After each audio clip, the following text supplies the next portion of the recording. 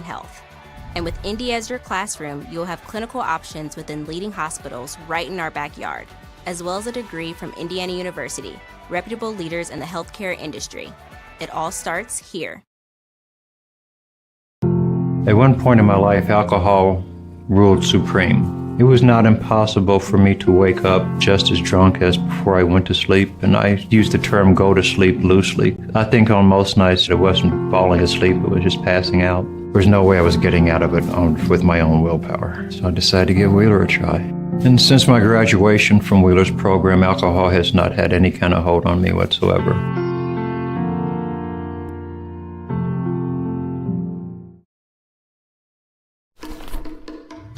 Sprinkles if you got them.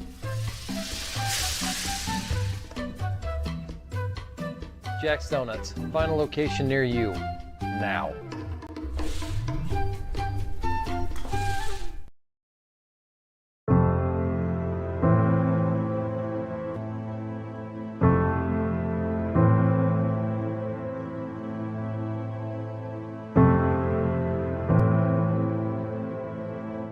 Calling officials cheaters or corrupt, it's not a game. Insulting referees, it's not a game. Threatening officials, it's not a game. Berating young umpires, learning the ropes, it's not a game. Violent language in the stands, it's not a game. Verbal abuse from the sideline, it's not a game. Screaming at a referee in the parking lot, it's not a game.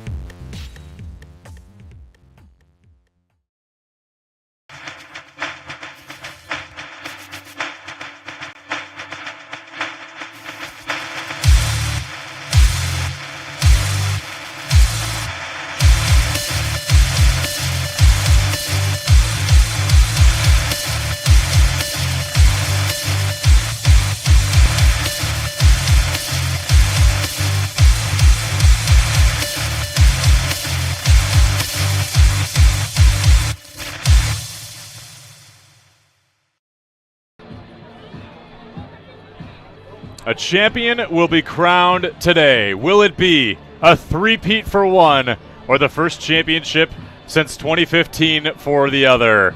It is the IHSLA Class 2A state title game between Carmel and Hamilton Southeastern. And hello, everyone. Alongside Troy Derengowski, I'm Joey Lindstrom.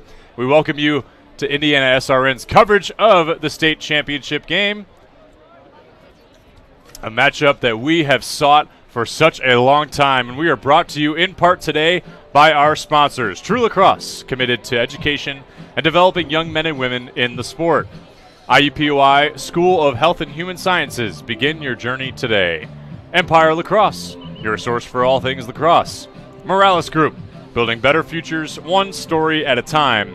And Bertner Electric, serving greater Indianapolis and the surrounding counties.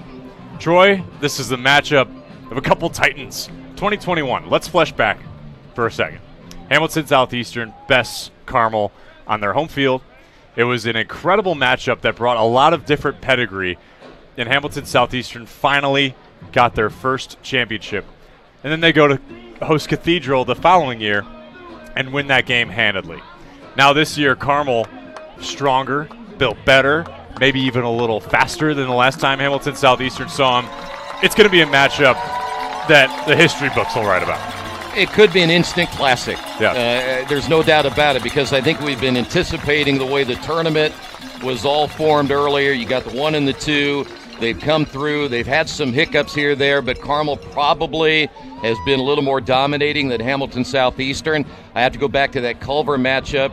HSC probably didn't play as well as they had hoped, but they got through it, and now they're here. But now the pressure's on. Can you win it again?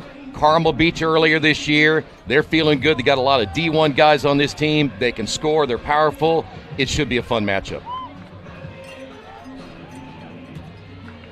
An incredible matchup it will be. Okay, I'm ready. And we're going to send it down to the third member of our crew, Keith Myers, on the sideline. Hi, Coach. Hello, Joey. Hello, Troy. Hope you have a great ball game. 91 degrees. Actual temperature, plus 20 degrees on the field. It's very, very warm. Fans are blowing. Water's good. Trainers are all over the place. There will be no immediate timeout unless needed in the second half. So we're playing straight through. The officials said they're going to let them play. It could be very, very physical, guys, and this could be a big game. Both coaches probably got something up their sleeve because they won't talk to me. Troy, have they talked to you? No. I don't know what that could be for. I mean, maybe it's the orange shoes, the hat. Keith's just scaring people away today on state championship day. But no, he is right. I think both coaches do have something up their sleeve. We both caught up with Jack Meacham and Scott Beasley. What was your impression of how they're approaching this game? Well, I think they're cautious, number one. You have to be. You're confident, but you're cautious because you know if you're planning something a little bit different, a different wrinkle, you might have worked on it all year long, but you haven't implemented in a game, and that's different. And when I coached, you didn't want to show everything. Now, I coach basketball, it's a little bit different. You wanted to hold some things back, but you don't generally work on it that much. Now you're going to try to implement it. Sometimes it doesn't work. So we're going to find out who has a better wrinkle here. And we already know there are going to be some changes from when they met the first time, and that's what you did then. After that first meeting, what did you change between then and now that you want to make sure the other team doesn't have? And I think there's going to be a couple of keys. I'm going to go back to what I said earlier in the first two matchups. You can't make mistakes. You make mistakes in a game like this, you're going to be in big trouble because the other team will take advantage of it. The last time these two teams played, Carmel defeated Hamilton Southeastern 11-4. After that, HSC had a chip on its shoulder, ripped off 6 wins in a row. Meanwhile, Carmel has not lost in the state of Indiana. A perfect 10-0 against fellow Hoosier schools. Out of state 5-5, and that was a tough schedule. And we're going to take before, during, our and after the contest to be able to we're going to focus here on our contest that has so much pedigree. You mentioned the D1 players on Carmel's side. They have 5 Division I commits, of which include the player of the year, Kyle Fedorcha. He is one of the premier players, and we're going to wait for a second as the national anthem gets here to get analysis of both teams. Oh, say, can you see by the dawn's early light what so proudly we hailed at the twilight's last gleaming, whose broad stripes and bright stars through the perilous fight o'er the ramparts we watched were so gallantly streaming, and the rockets rattling, the bombs bursting in air, gave proof through the night that our flag was still there. Oh, say does that star-spangled banner yet wave o'er the land of the free and the home of the brave. And thank you to Grace Buning, a wonderful rendition of the Star Spangled Banner. We are ready for action. here at Roncalli High School, a wonderful host of the state championship. Last year it was over at Hamilton Southeastern, and the year before that, now Roncalli hosting an excellent event. We had the club championship go to overtime, and that was a 1-goal game. We had Brebeuf win the 1A title, and now we get the 2A title. Perhaps one of the most anticipated matchups we've seen all season long between Carmel and HSE. No doubt about it. By the way, Keith has a special guest as well. Young lady sung the national anthem. What year are you at here, Roncalli? I actually just graduated, class of 2023. You have a great voice. You have a career. If you want to go on the road show with me and my band, you got a gig. Oh, that's awesome. Yeah. She thinks I'm kidding. She thinks I'm serious. Good job. Thank you for doing that. Thank you. Yeah, of course. Music department, Roncalli High School, senior student. Back up to you guys. Well, I wouldn't want to be in Keith's band. I feel like he'd be constantly offbeat, but that's just me. Well, he doesn't follow directions. We'd end up in like Hoboken nowhere when we're supposed to be like in Austin, Texas. Totally fair. We see the goalies touching gloves. That's Colin Kreckler for Hamilton Southeastern and Mason Buttery for Carmel. Let's turn the focus to each of these teams. Start with the Carmel Greyhounds, number 1 in the state. We mentioned a 10-0 in-state record, 15-5 overall. This team can hit you from a lot of different angles. Well, yeah, they may be the most talented team, and I know you think, well, they've got 5 losses, but you think about some of the teams they played this year, much like Hamilton Southeastern. Their out-of-state schedule was just a murder. But the thing is, Carmel's got so many weapons. Hamilton Southeastern has to stop them early, and it starts a lot right there with Kreckler in goal. Cole Roseman thought he could get the early beat on Kreckler off the face-off. Cole Roseman replacing Jacob Katz after a long line of highly touted face-off players, Fogos, for the Carmel Greyhounds in this program. And he's one to behold, as is an early turnover for Hamilton Southeastern. Well, the Royals, the one thing they'll have to do today, and we have talked about that in the last couple of games they've had, you got to cut down on the turnovers. Don't make silly mistakes right there. And you can't allow Carmel to get off to a fast start. I think the one thing we've noticed about Hamilton Southeastern is they don't score maybe as quickly as they used to. I mean, they lost a lot of talent from last year, no doubt, and they've had some guys really fill in nicely. But the bottom line is this is a senior-laden Carmel team. They're hungry for a state championship, and I think they like to strike early. Carmel defeated Cathedral 12-7 on Wednesday in semi-state. And Hamilton Southeastern defeated South Bend St. Joe 11-2 on Wednesday as well. I think Carmel's big game plan today is win the face-off, really put a lot of pressure on that Hamilton Southeastern defense. We're going to see a lot of zone today from this Hamilton Southeastern defense as well. And the one thing, Dylan O'Rourke is back. He played the other night, and that was big for the Royals. Another note that, and a wrinkle that we're starting to notice here is a doorstep goal in the first of the day. Charlie Rafalco gets the Greyhounds on the board first. Well, you know what? They played well behind the cage right there, Joey, and you saw the cut by Rafalco, and Kreckler has been left in that situation a couple of times this year where the defenders didn't pinch in fast enough, and they're going to have to help Kreckler a lot here today. Rafalco's 16th goal on the year. A player that doesn't show up too often, and you might lose him a little bit in the mischief there. But Carmel gets us started here early. Well, and they're going to get another possession off that face-off as well. Now your defense has to go back out there, and it's a hot day. It's going to be interesting to see how you stay hydrated, conserve your energy as much as you can. But if you're HSC, you don't want your defense out there for long periods of time if you can help it. And what will the impact be today of Player of the Year, Kyle Fedorcha, number 26 there with the ball? Well, his numbers are just out of this world. You talk about 63 goals, 27 assists. You can see why he is a Division I player. And the thing is, for Hamilton Southeastern, they can't concentrate on just him because there's so many other weapons. On in front, Kreckler gets his first stop of the day. I like Kreckler because he moves well low, and he also has good movement up high, so it's really hard to score on him because of his ability to move.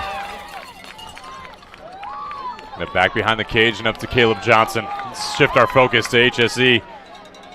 What do they do well on offense, Troy, that really makes them a pest to deal with? Well, they're good behind the cage, and once they find a way to bulldoze their way toward the cage, there's the cutters, and that's what they do well right there. Shane Gastineau ties it up for the Royals. And Gastineau had a big semifinal match. He really stepped up big, but you noticed how they were able to work behind the cage. Gastineau found a lane on our left side, and that's tough to do. When they make that pass, when Hamilton Southeastern is passing that crisply, they can really be effective offensively. And the assist by Max Kemp. Violation here on the faceoff. Send it out to Coach Keith Myers. Hey, fellas, both of these teams are excited, and I tell you what, I don't know who's the loudest of these fans. These stands are packed full of people, and we're looking for a great ball game. Oh, this stadium certainly serves for that. This is a beautifully manicured facility, and spot. Everybody's got a spot in the stadium.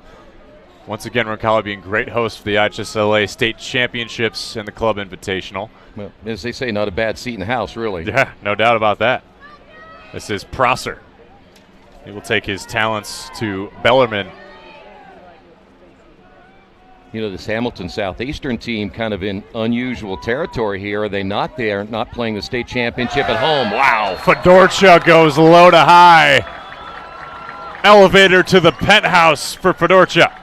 Did you see how quick the wrist was on that one? It was a snapshot.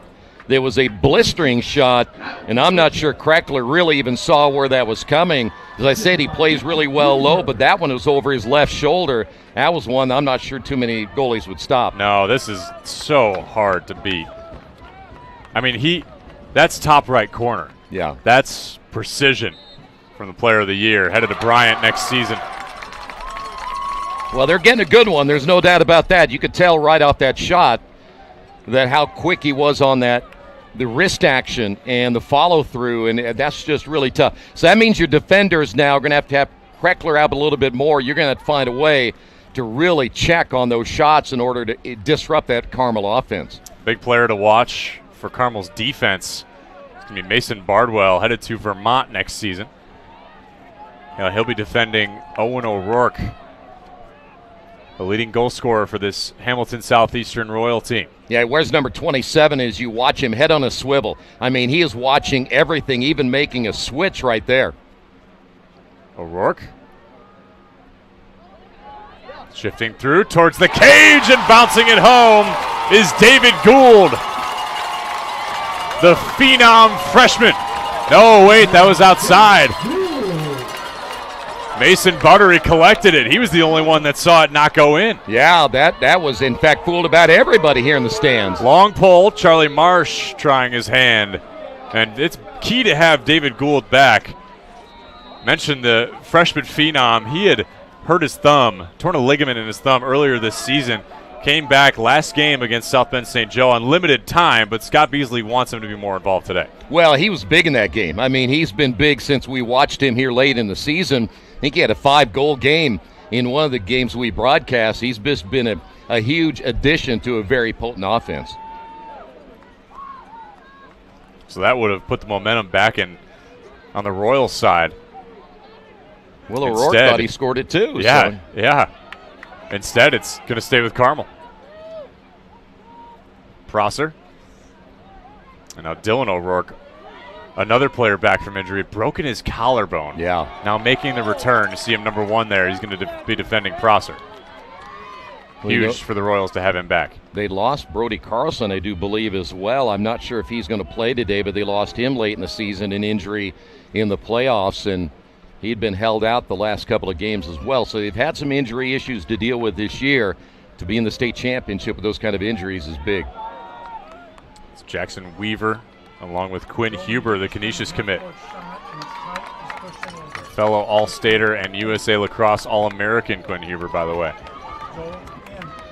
6 players on the field today are All-Americans. Bouncing it home is Leo Hammonds. That one is true. Gets past Kreckler.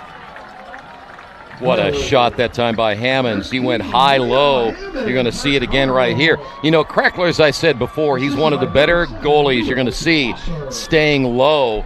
Yeah, I'm not sure if he had somebody in front of him. He just didn't see the shot. In fact, there were really two of his teammates in front of him, so I think he was kind of shielded and really didn't get a good look at that shot.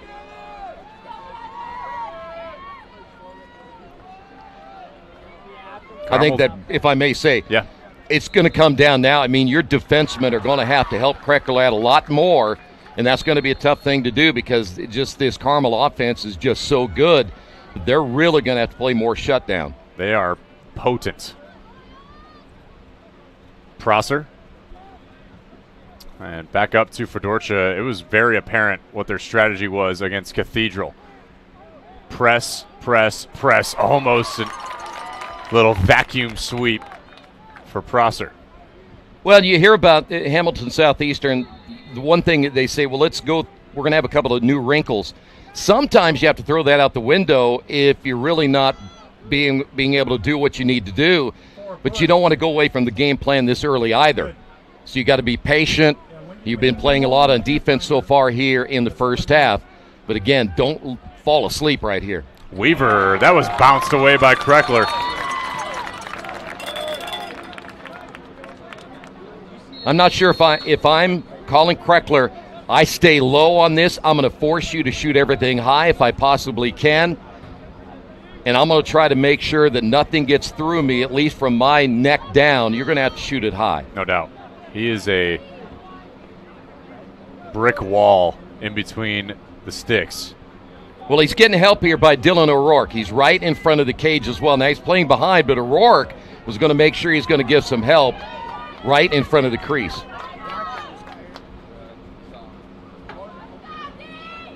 Weaver up top.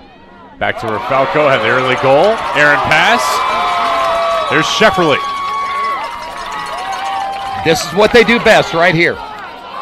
Clearing it himself is Shefferly, trying to get it to Owen O'Rourke, fellow All-American. We had a game earlier this year. O'Rourke had 8 goals in that game. I mean, he was just on fire. He's got a lot of help around him. You saw Gastineau earlier. Max Kemp has had a great year. Ewing, you mentioned Gold already, just a freshman. So they got a lot of scores, but they really love to get out in transition because they can make you turn left and right, and by the time you get back to the right, you're in trouble. This is Jack Neff. Bounces. Buttery is there for it. That ball not only bounced out of the stadium, it went past the road into the trees. So that thing, well, you could tell how hard that thing was shot. Somewhere nearby, a squirrel has just lost its landing zone. This is a weird walnut right here. It's kind of rubbery. Neff gets the pick from Kemp. Back over to Kemp. Max Kemp, younger brother of Ryan Kemp, one of the former All-Staters for one of Scott Beasley's state championship teams, as Gastineau, who already has the lone goal for HSC today, gathers it. Well, they're having a hard time right now finding a lane, and that's because Carmel's defense is so good and balanced. They keep everybody in front of you. They'll look to check you, take you off balance, so you have to go another direction. That's really kind of the key, is make sure that you don't let Hamilton Southeastern get comfortable in their offense.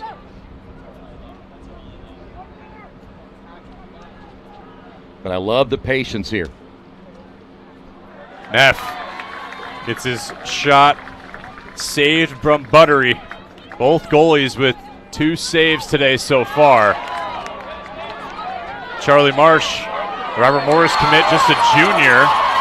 That ball gets jarred loose. There was a timeout called by Jack Meacham, Atchison Coach of the Year. That means we'll take one with him. You're watching the Class 2A state title game on IndianaSRN.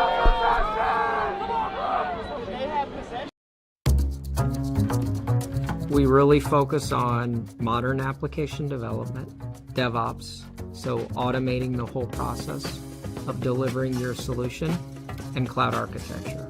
is very important for mid to large companies to have cloud partners, because you can't possibly have all the talent you need to address the complex ecosystem of the cloud. We advise them on all parts of their business. And then when things are defined and we see a clear goal, Clean Slate also then goes and does the work. We have a team that is very passionate about what they do. We love to solve complex problems, and there's a lot of companies out there that will avoid, getting involved in those things, and I think that's why clients like to work with us.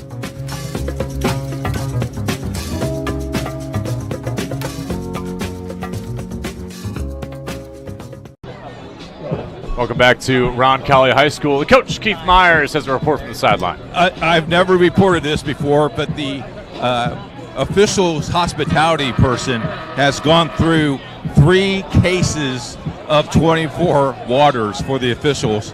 They have stayed hydrated. And I think I'm going to go over to the other side, because I think I've got my fans over there, my fan club over there, the 2 ladies over there sitting by themselves. I think that's my fan club. Oh, wow. Yeah. Well, there's only one issue with that. One's a guy, one's a girl. So, Yeah. You got one of each. Oh, well, that's it's even those better, I sunglasses. guess. It's tough with the sunglasses sometimes. And the hat. The hat's in my way. Yep. Back up to you guys. I didn't see them have a sign. How did he know that was a fan club? I'm not sure. Well, they told him before they went over there. Ah, okay. They wanted to make sure nobody knew that they were part of his fan club. They so really sitting wanted alone. him to come sit by them. Yeah. Yep, no doubt.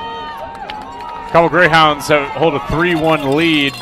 Under 2.5 to play in the first quarter.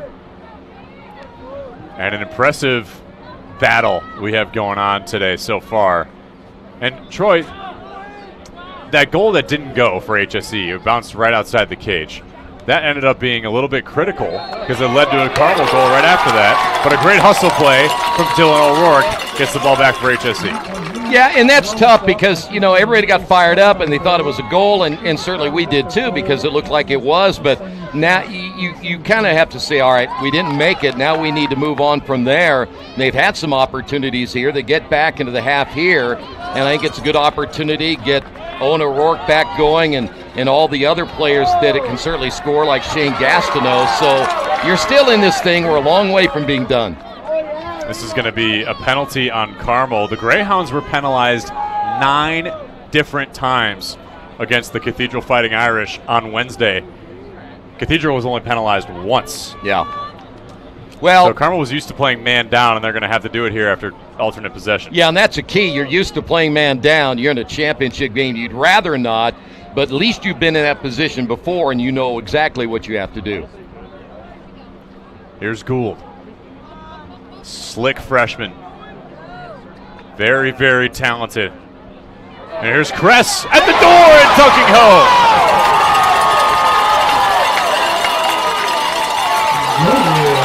Brings the Royals back within 1. His 8th goal in the season. Well, the key there is you had inside an 8-meter. I mean, look at this. He got a great move.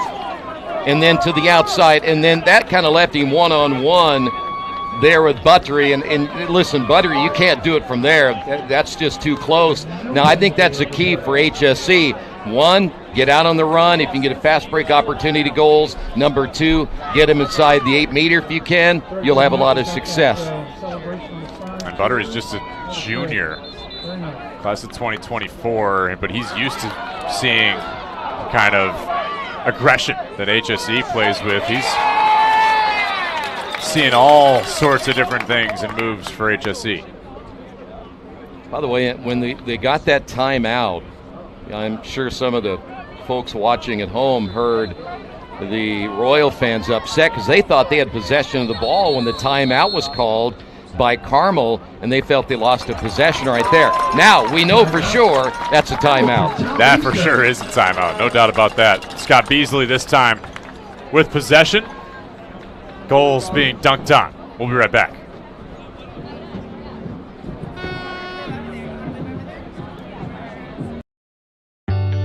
From warehousing to transportation and everything in between, Piper Logistics does it all. Centrally located, Piper Logistics has 2 warehouses in Indianapolis and a warehouse in Cincinnati, Ohio. Piper Logistics houses over 1 million square feet. Along with our transportation department, we can provide service to half the United States markets.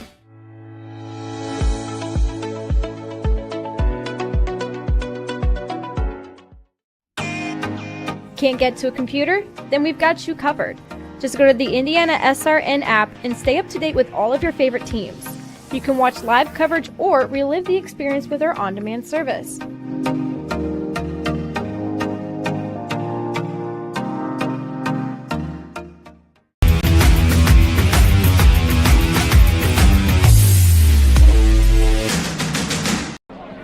The Royals of Hamilton Southeastern.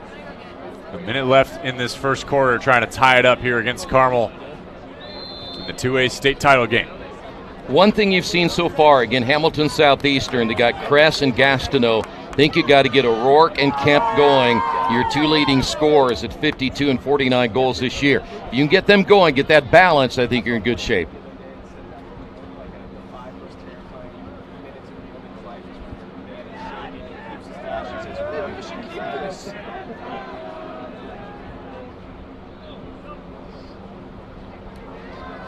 John Paul's trying to scoot it over to Gould and it gets turned over. Owen O'Rourke, good hustle on the ride.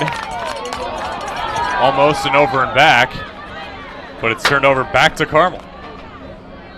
Well, we've seen really very clean passing so far, other than maybe that possession by both teams. To get refocused, got to defend here. Bardwell to Fedorcha, and that was pretty, almost a conversion on there. I'm pretty sure that's going to be offsides on Hamilton Southeastern. I'm pretty sure, Joe, I haven't seen A-to-B shoot as hard as Fedorcha this year. I would agree with you. He's got an absolute rocket. I wish we could have the radar gun down there to really see. Well, I think the only way you can test that right now is what we've said before. Keith needs to take a shot or two and tell us how it feels. Then we can get a gauge. Do you think he has the speedometer? Well, I don't know, but gun? We can check the red mark on his body when he comes back up here. Right. Well, then we'll be able to tell how fast he was going. Yeah, exactly. That's quarter number one, and the Greyhounds hold a 1-goal lead. You don't want to go anywhere for this one. Q1 done. 3 more to go. Carmel, HSE on IndianaSRN. We encourage you to subscribe to our YouTube channel, IndianaSRN. Hit the bell to get notifications for upcoming games and more. Watch as many games as you want, as many times as you want. At one point in my life, alcohol ruled supreme. It was not impossible for me to wake up just as drunk as before I went to sleep, and I use the term go to sleep loosely. I think on most nights it wasn't falling asleep, it was just passing out. There was no way I was getting out of it with my own willpower, so I decided to give Wheeler a try. And since my graduation from Wheeler's program, alcohol has not had any kind of hold on me whatsoever.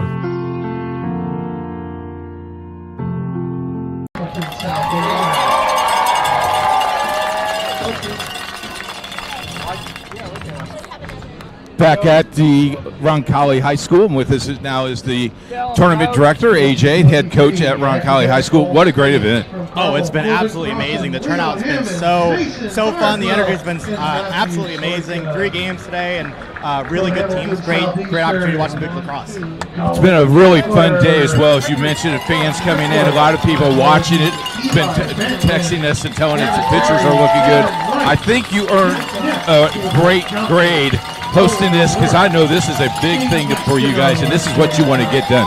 Yeah, I mean, like I said, it's the first time state game's been down here, and we just want to expose more people to the game, so putting on a good show, if that does the job, that's what we're going to do. We appreciate you. Thank you very much. Back up to you guys. It's a great day. That it is, Keith. Thank you. Great interview with AJ, head coach of Roncalli, AJ Agbal. This is a game that was highly anticipated ever since Wednesday, but I think a lot of people had this kind of matchup on their minds even prior to maybe this season. The Carmel HSE rematch with how Carmel was able to continue to build. How is HSE going to reload after back-to-back state titles? This is living up to the hype so far. Well, it is, and really when you think about, you're right, we were really kind of anticipating number 1 and number 2. You know, people can get tripped up in tournaments, and they do it all the time, but the way the track record, the way they played so many good out-of-state teams, I kind of think it kind of really did set us up for what we're seeing today. Back to even strength. Shefferly briefly got out of position but recovered back. That's why he's an All-American. Prosser. And Carmel still spinning. The Greyhounds, one of the best offenses in the state, 15 goals a game. Held to just 3 in that first quarter at 12 against Cathedral on Wednesday. Well, they're being patient right here. And again, we talked about this many times, that a lot of this has to do with getting your defense to get comfortable, fall asleep, and when you don't keep your head on a swivel. And I know they're playing zone right now, and I said earlier in one of our games, playing zone's pretty hard. So you got to not only know where your man is in your area, but you got to watch cutters, and you got to make sure you know where your teammates are. It's a little different than following a man through and like you would think in basketball, where you're responsible for that guy. You're responsible for an area, and that can be tough when there's more than one person in there. And the slide package doesn't always cooperate with the way that your zone is going to play as well, so that can be tough. Fedorcha, hands free over the cage. Great hustle. Mason Wright, fellow All-State member, but he gets an errant pass here. Fedorcha. Boy, Gavin takes Berry. that away. Gavin Berry just couldn't get to that. I mean, it wasn't a great pass, and that's something, again, you don't want to do. We talked about in the pregame for either one of these two teams is make a costly mistake that'll really cost you an opportunity to go down and score.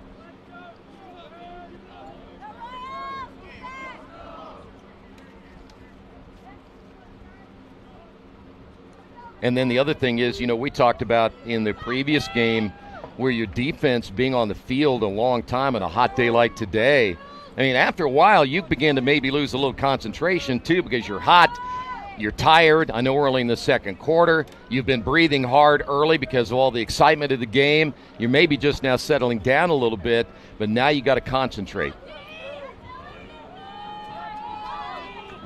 Up top to Huber. Had an early hat trick in the first half against Cathedral. And added 2 more later on. Carmel was held possession for the first 3 minutes of this second quarter.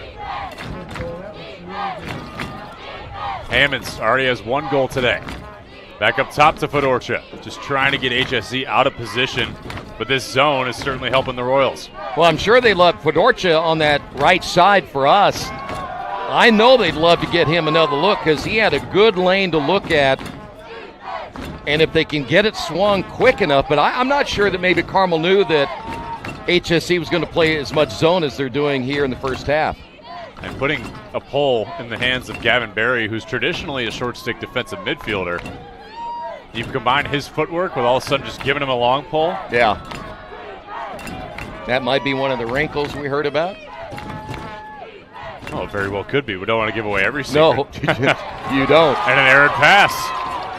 Mason Bardwell was over the line, and they are going to tab him for it. Well, he didn't mean to. I mean, he was just trying to toe the line there. Can't you get a mulligan there like in golf?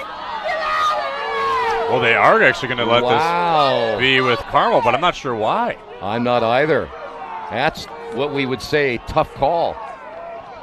Because you're right, he was definitely over. It's for him. One official said. Okay, good. There you go. One official said touch. One official said play on.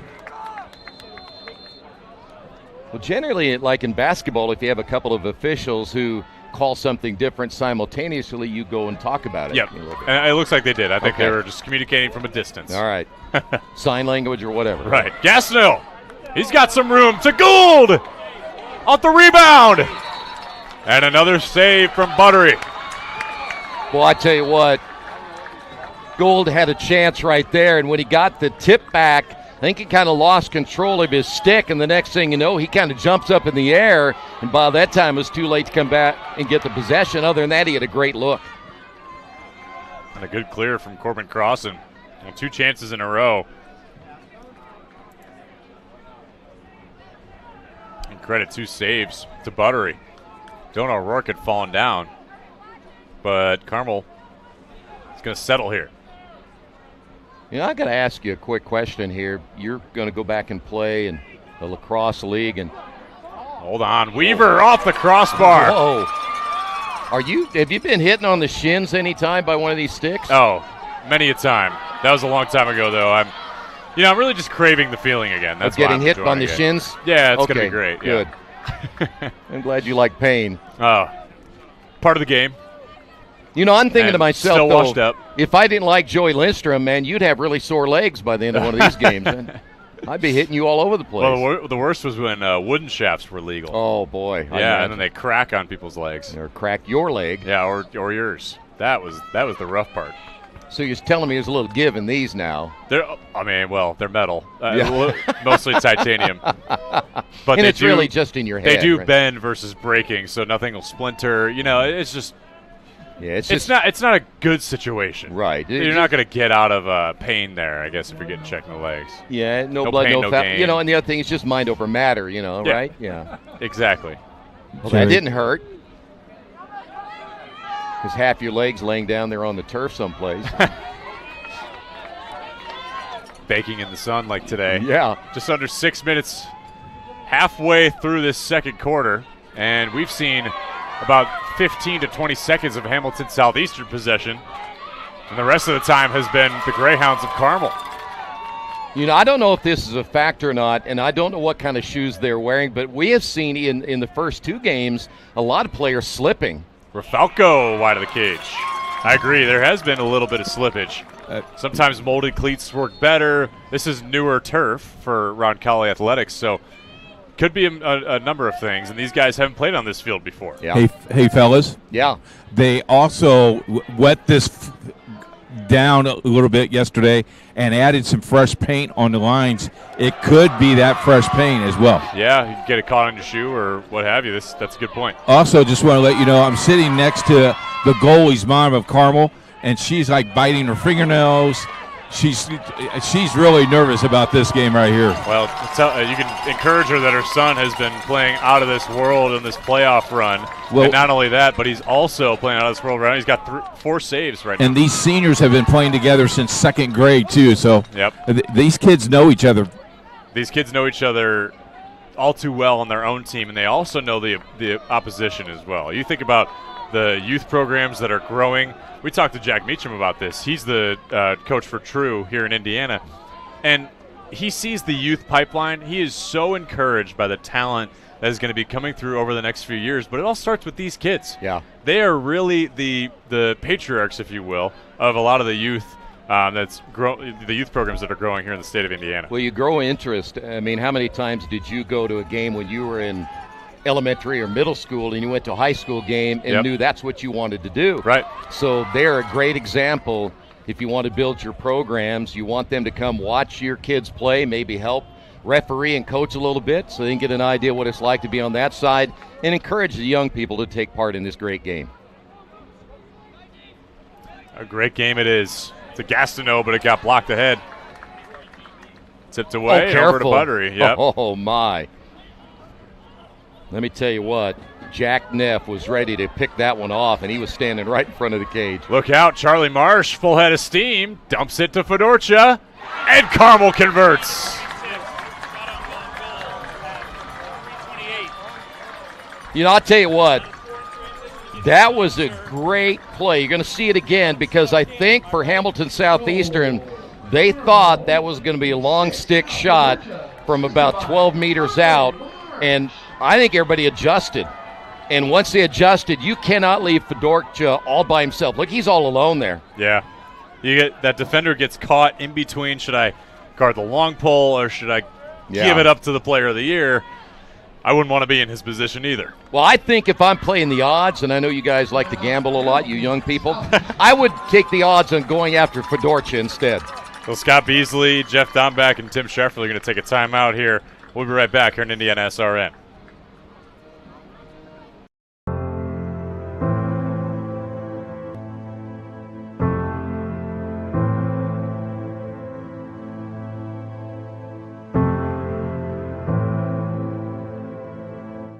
Calling officials cheaters or corrupt, it's not a game. Insulting referees, it's not a game. Threatening officials, it's not a game. Berating young umpires, learning the ropes, it's not a game. Violent language in the stands, it's not a game. Verbal abuse from the sideline. It's not a game. Screaming at a referee in the parking lot. It's not a game.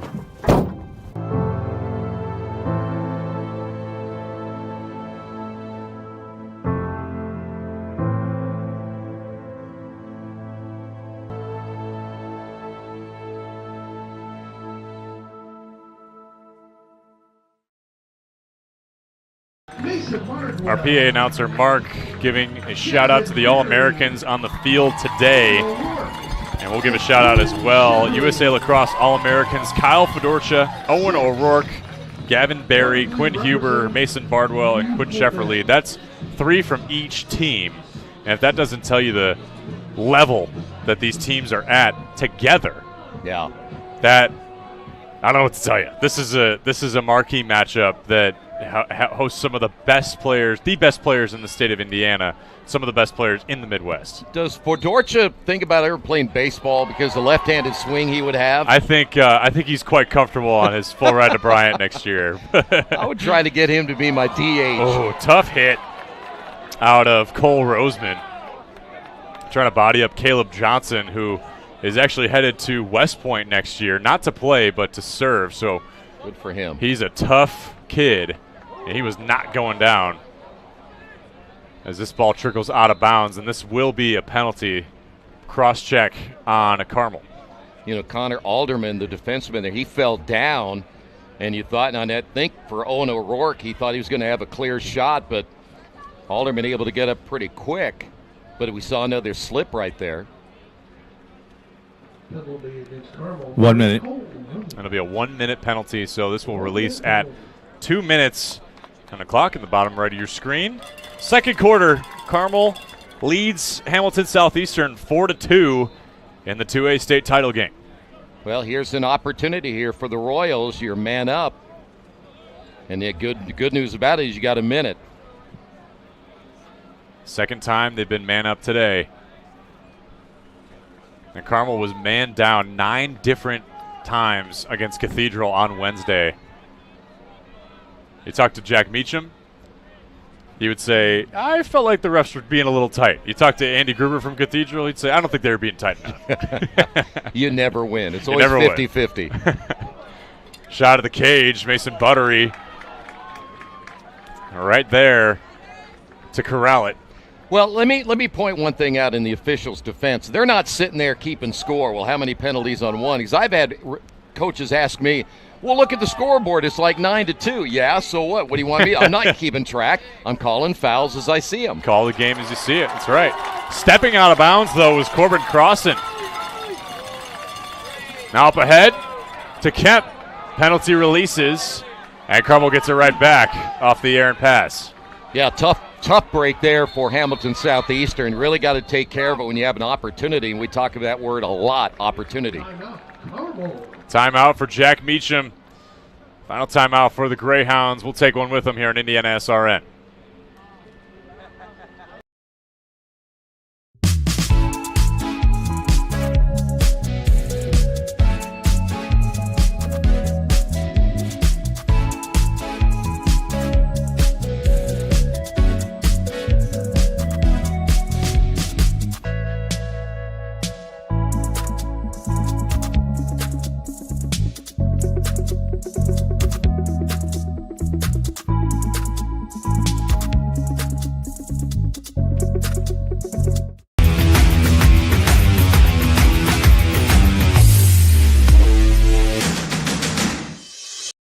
We encourage you to subscribe to our YouTube channel, IndianaSRN. Hit the bell to get notifications for upcoming games and more. Watch as many games as you want, as many times as you want. We had 5 goals in the first quarter and just 1 in this second quarter. The defense has turned it on a bit for both sides. You talk about this Hamilton Southeastern team.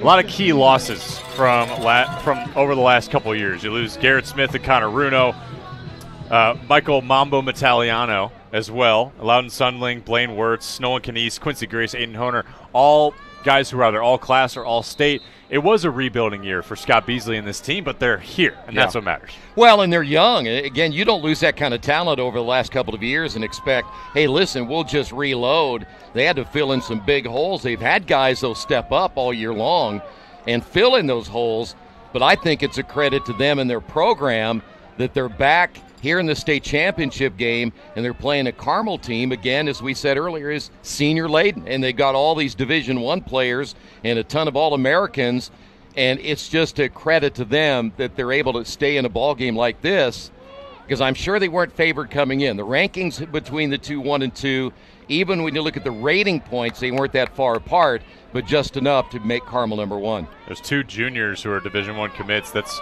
Charlie Marsh and Leo Prosser for Carmel. Prosser committed to Bellarmine. This shot goes wide.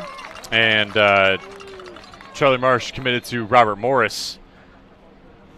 Senior laden, as you mentioned, they've been building for a game like this and now building a 2-goal lead. 45 seconds left in this first half. Bit of a slow burn for both teams, with some great defense. Here's Huber, who's been quiet so far.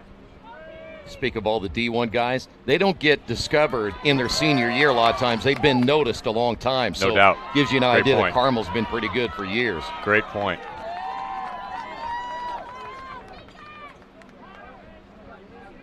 Rafalco inside, deflected away.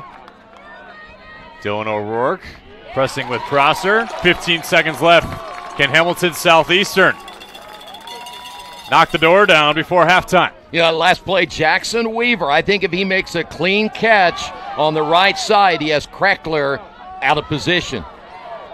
Shefferly got to go if you want the goal here. They will elect not to. No, they will shoot. Buttery saves it. And that is where we end our first half. 4-2 for the Carmel Greyhounds ahead of the Hamilton Southeastern Royals. Troy Derengowski, your first half thoughts? Well, I think I agree with you. And you look at it and you go, you had all those goals in the first period, and then you end up with just one in the second. I think everybody kind of settled in a little bit. The nerves kind of went away. They implemented game plans, I think, that worked as well. Whatever wrinkle they threw in that didn't totally tell us everything has probably worked. I think it's kind of gone the way we thought so far. The nice thing about it is we'll have 24 more minutes to decide how this turns out. I think if Hamilton Southeastern could get a few more opportunities, that's going to be a big help. I think you got to get O'Rourke a little more involved, get Ewing in there, Gavin Berry, guys that you're used to seeing, putting some more points on the board. On the other side, I think they missed an opportunity. Carmel right there at the end, as I said, Weaver. It was a good pass, just didn't catch it cleanly. Otherwise, it might have been 5-2. But I think everything's kind of going the way we thought it would so far. 4-2 our count. Retribution on the menu for Carmel. HSE, a three-peat on the mind. We'll be right back for our halftime show. You're watching IHSLA 2A State Championship on IndianaSRN. Burtner Electric Incorporated has been proudly serving our residential and commercial customers with quality electrical repair for over 33 years. We are fully licensed and insured in electrical wiring and electrician service packages. You'll receive a competitive assessment whether you're a homeowner or a business owner, first-time or long-time customer. We offer free estimates for any new project. Call our licensed and experienced electricians today.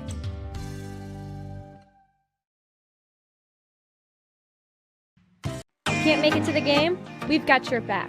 Just go to www.IndianaSRN.org and tune in to all of the live action, or go to our on-demand service and relive your favorite moments.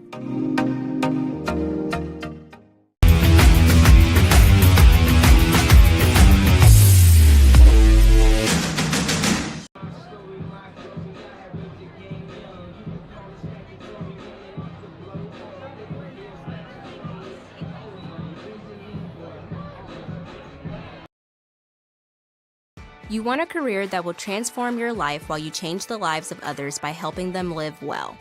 With a health or exercise sciences degree from IUPUI School of Health and Human Sciences, you will gain an in-depth understanding of the healthcare industry while preparing you for a variety of graduate and professional programs in health. And with Indy as your classroom, you will have clinical options within leading hospitals right in our backyard, as well as a degree from Indiana University, reputable leaders in the healthcare industry. It all starts here. Can't get to a computer? Then we've got you covered. Just go to the IndianaSRN app and stay up to date with all of your favorite teams. You can watch live coverage or relive the experience with our on-demand service.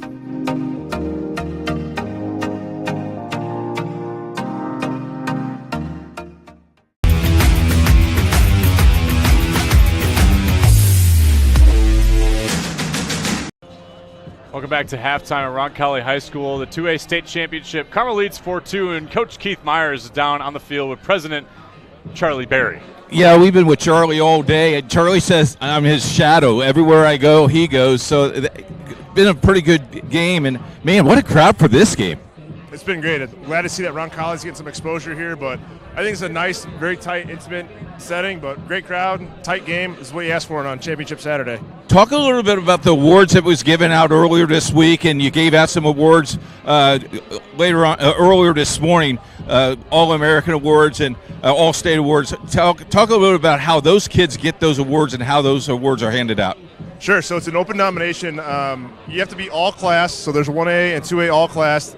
You have to be all class first. If you're from there, you go from an all-state. All-state is chosen by a committee of the top 4 coaches from either 1A or 2A, and there's a moderator that sits over it. And from that group, first team and honorable mention guys are considered for all-state. Once you're all-state, then we can take you to the next level, which is all-American. And again, same committee, they choose those 9 guys. And then from those 9 guys, we choose a player of the year. So Kyle Fedorcha from Carmel's player of the year. There's a number of guys on both benches that were all-Americans, first team all-state, first team all-class. So it's a way for coaches to recognize you. It's a way for a committee and the state to recognize you. And it's a way for the governing body, USA Lacrosse, to recognize players too. Talk a little bit about also the reputation that you guys are getting, because the Midwest now is getting some good looks. It's no longer an East Coast game. Yeah, I think Notre Dame winning it last weekend helps out, brings some eyes to the Midwest. Notre Dame's always been kind of a beacon for programs in the Midwest, but rising tide, raises all ships. And I think as Ohio and Michigan and the states around us get better, Indiana's going to come along with it too. There's more and more kids. I feel like each year there are more and more kids from Indiana going to play, Division 1, 2, and 3 lacrosse, and they're finding their niche of where they should be playing.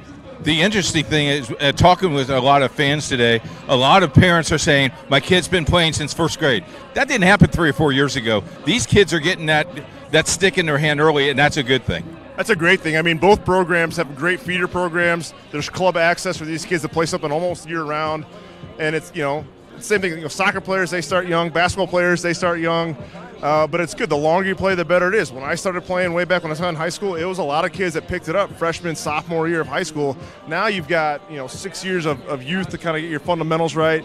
You come to high school, and now you can really develop and see how good you are. So the blessing of that is no one wants to be a broadcaster. So me and Troy at 64 has this down for about another 10 years. You'll be all right. I think Joey might take over soon too. Joey Lindstrom? Yeah. Oh, yeah, that's the other guy in the booth. Yeah. We're going to take a break when we come back second half. Thanks, Charlie.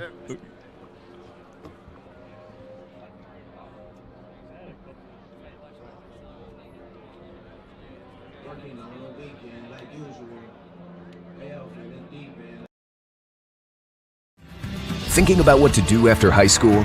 Consider a career with Boilermakers Local 374. As a Boilermaker apprentice, you'll earn while you learn. We offer excellent wages and benefits, and as part of our no-cost hands-on apprenticeship program, you'll learn from the best in state-of-the-art training centers and on the job. Become a union Boilermaker and get on your way to a great career. Find out more, visit www.local374.org or call 219-845-1000. We encourage you to follow us on Twitter at IndianaSRN. Find upcoming games, video highlights, and much more. Follow us now at IndianaSRN.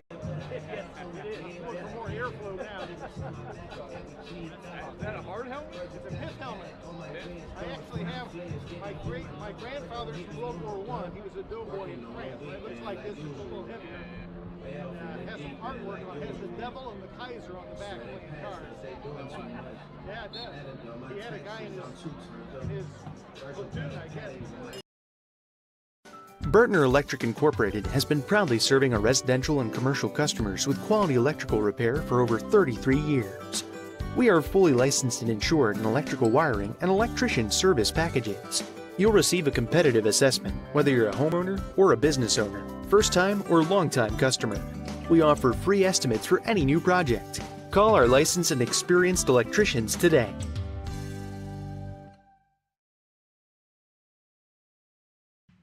Can't make it to the game? We've got your back. Just go to www.IndianaSRN.org and tune in to all of the live action, or go to our on-demand service and relive your favorite moments.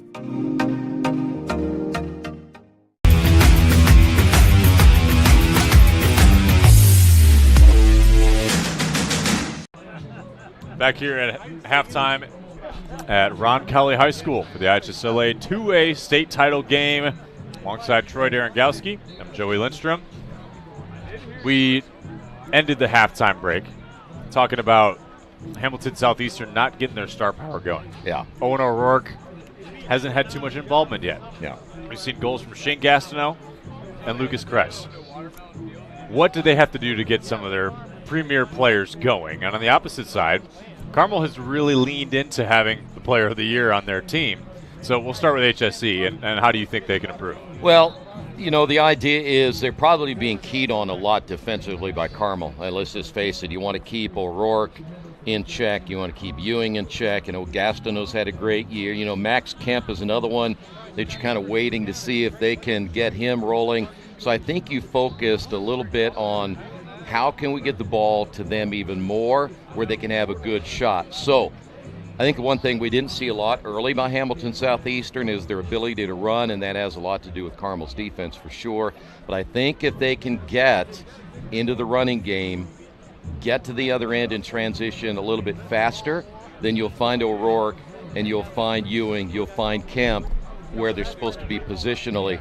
You know, on the other side, I just think if I'm Carmel and I have Kyle Fedorcha, I mean, just keep feeding the beast. And he is just so fast on that shot, and the wrist is so fast, and the shot is just, I mean, if I'm Colin Kreckler, and he's faced a lot of good players this year, but again, as I said, I'm not sure anybody's any harder of a shooter than Fedorcha. So as long as Fedorcha's having a good day, I'd just keep feeding him and see if he can take me to a title. And Bryant went to the tournament this season, lost to Johns Hopkins, and they would love to have a sharpshooter like Kyle Fedorcha, right? Yeah. And he is putting that on display today. Now, the other part of this, the battle that we haven't talked about too much is what's going on at the faceoff X. Cole Roseman against the combination of Gavin Wright and Nick Weber has really been fun to watch, but it hasn't been too consequential quite yet. No, it really has not been, and that's kind of unusual against what these two teams, the way they play. But it may still be a factor. We'll keep an eye on it, kind of put a little asterisk next to it to see if that's going to be something that'll be a key the rest of the way. We almost jinxed it there because that was Cole Roseman running away with it and then dishing it for a pass to the assist to Fedorcha. That shot's blocked. Huber couldn't get past Kreckler, and now HSE is on the run. Again, here's what they do best right here. That's Mason Wright. Well, they didn't maybe do what I thought they might do. Again, they're probably, if you look at the lanes, there wasn't much open right there because really you look at the way Carmel got back defensively, they're a little bit quicker than some of the teams in transition defensively than Hamilton Southeastern has seen a lot this year. But, you know, really, if you're the Royals, you want to get out and fill those lanes because once they make that first pass, you get that defense to shift a little bit, and they're so good. The Royals are finding position on the other side. They just make that quick pass the other way and score. See, there was another slip right there. Ripping the top corner, John Pauls.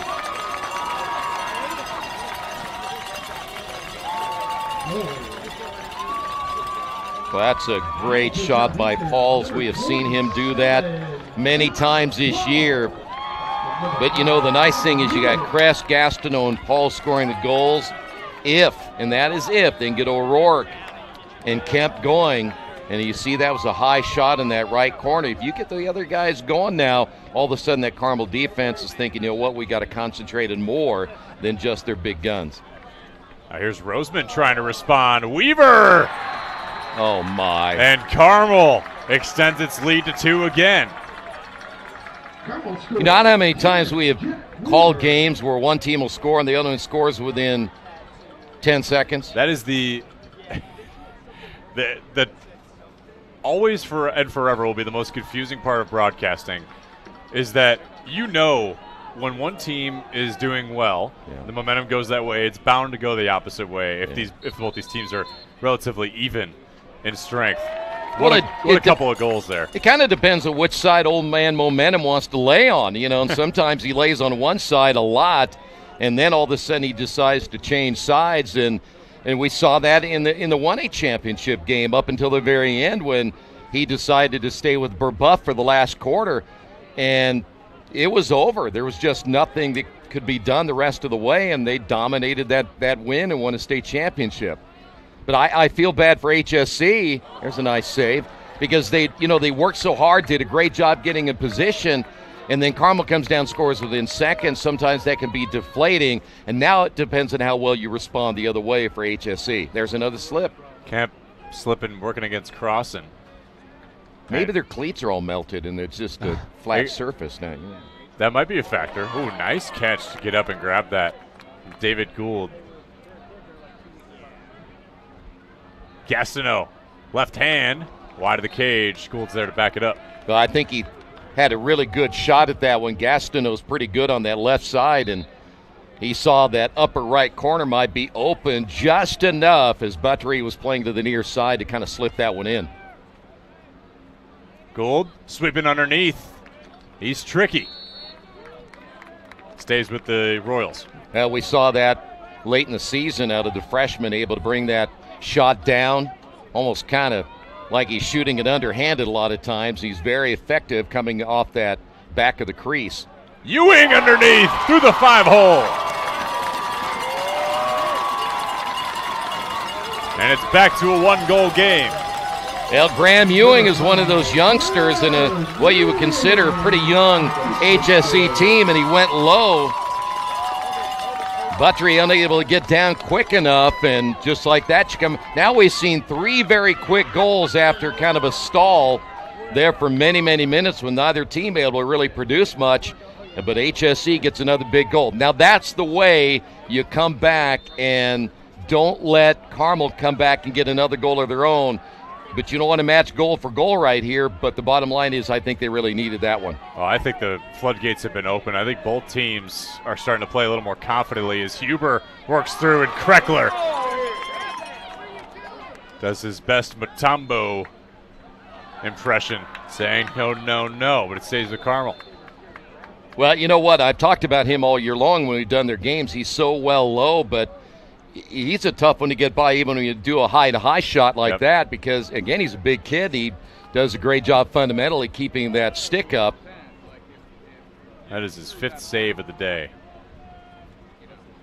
I'm not sure exactly how you're going to see that thing coming sometimes, as hard as it comes in there, but I guess you just trust your instincts. I feel like it's got to be a combination of just luck sometimes and awareness. Well, if it's your really body's in the right spot, maybe the ball will follow. Yeah, good reaction time. It's no different than you get a really good fastball. If you react to it right, and you see it enough times, you kind of recognize it, but still that's really, really tough against a good team like Carmel. Huber, skip pass.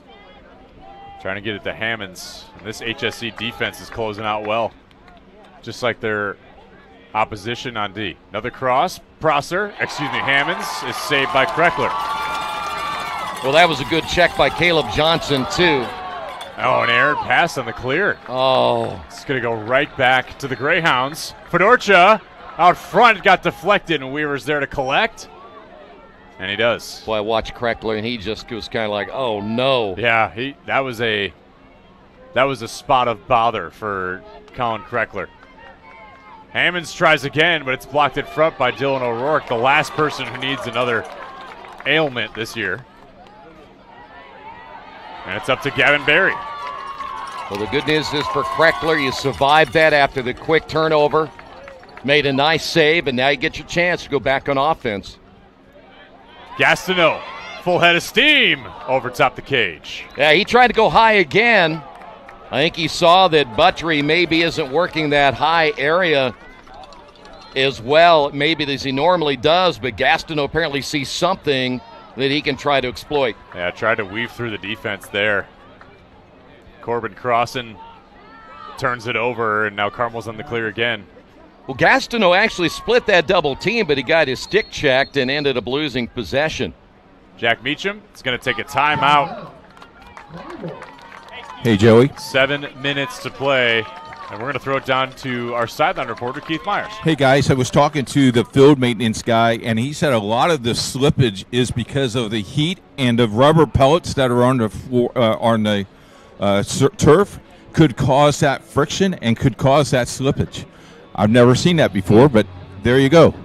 It makes good sense to me. I feel like when you have the combination of either rubber cleats or the molded cleats there, can really get in the way of what you're trying to do. The other thing is I think his son cut the grass a little bit too short okay. today. Yeah. This is turf, Keith. Well. Oh, it is? Yeah. Keith Oh. forgot, yeah. Keith, why don't you go down and touch grass? You mean I've been on turf all day? Okay. We need to make sure you know the difference. I got it. Thank you. Keith thought they ran the lawnmower one way that way to smooth it out, then brought it back this way. That's why you have the stripe. Right, exactly. Yeah. Hey, Troy, don't make fun of me. That's exactly what I thought. Keith was hoping he could hire the guy who mowed this lawn to come to his house and do his. Yeah, my grass needs to be cut. I haven't been home in about 3.5 weeks. Thanks, guys. Don't worry, Keith. After this, all your worries will be by the wayside. This is a big day for a lot of people. Obviously, the players more important. Yeah, exactly. Well, and think about it. If you're a senior, you win, you feel really good. Yep. You don't think about, hey, listen, I don't have another game yet. If you don't, if you lose and it's over and you're not going to play this game anymore, it can really affect you. I always told my seniors, this is the last time. I mean, think about it. You went all these practices, and you thought everything was long, and when are we going to get to go home after a practice? And then all of a sudden you realize, uh-oh, it's all over. Yep. So that's why I tell young people, you better enjoy your youth, because the next thing you wake up and you're 50 years old, and you can't remember where everything went, So enjoy it, Joey, while you got it. Yeah. No, I definitely resonate with that for sure, with my own athletic ventures, that's for sure. And don't forget about the 3 rings of marriage next time you think about proposing to your girlfriend, okay? Yeah, the 4 rings now for Jerry. The nose ring got thrown in there somewhere. Whoa, all right, there you go. I think he means you're going to be led around by the nose. Is that kind of what that means, Jerry? See? Okay. The ball and chain type attitude, Fedorcha blocked by Kreckler. Weaver picks it up. Another save by Kreckler. Now I want you to think about all that was going on in front. Oh, and another turnover. All that was going on in front of Kreckler, and yet he kept his composure right there and made that save. Now he is somebody who's married. He's married to the game. He Colin is. Kreckler. Yes, for now. Up to Huber, and Kreckler corrals it again. This guy will continue to make plays for this team. He's going to take his talents to Wabash College up in Crawfordsville, D3 program. Flag on the play. I'm not quite sure what for. I'm assuming it'll be on Rafalco. Unless it was Dylan O'Rourke playing without the stick. No, it's Rafalco.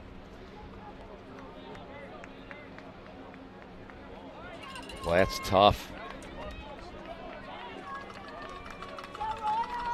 This will be a 1-minute penalty on the Greyhounds. Is that a warding off?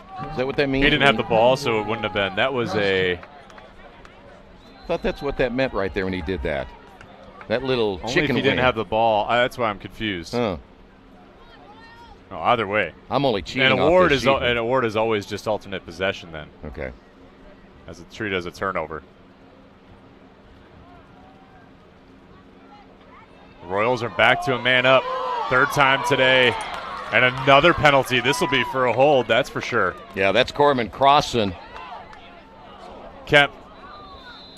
That shot goes wide of the cage, and Carmel will be 2 men down. 4 long poles as Henry Hammonds hops on the field for the Greyhounds in a very important juncture. You know, Crossman was holding on to that like Keith holds on to a turkey leg. You know, he was not letting go.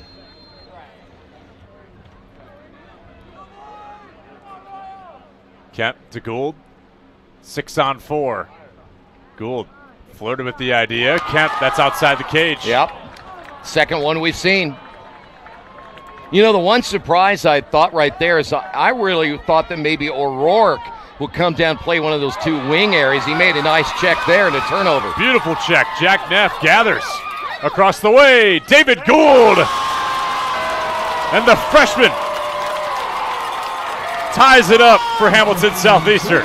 I said it earlier. What they do best is when they're in transition, and you saw 1, 2 passes, shoot, and score. We've seen them do it time and time again, and that was a huge, huge play here by O'Rourke to check and force the turnover to get them in transition. They're as good as anybody you're going to see once they pick that up and get going. David Gould missed some time with an injured thumb this season. He's got 14 goals now on the year. He was the only freshman during tryouts to make varsity straight up. Didn't have to spend any time on JV. He was promised he wouldn't spend any time, even when he got hurt. Well, he's just too good. I mean, far too good. Think about that. You're going to build off him for the next 3 years after this, and you got all the young kids around him too. And I know you're going to replace some really good seniors, but you're looking at it going, I tell you what, I've got a lot. Coach Beasley's got a lot of kids he's going to be able to build around from now on. Oh, John Pauls. Wide of the cage. You know, so many of these players for the Royals this year that are juniors, sophomores, and even some freshmen like Gould, is they've had a chance to get some varsity minutes, and that's big when you're playing some of the teams like they played this year. Pauls, hands free. And the Pope calls home to Vatican City.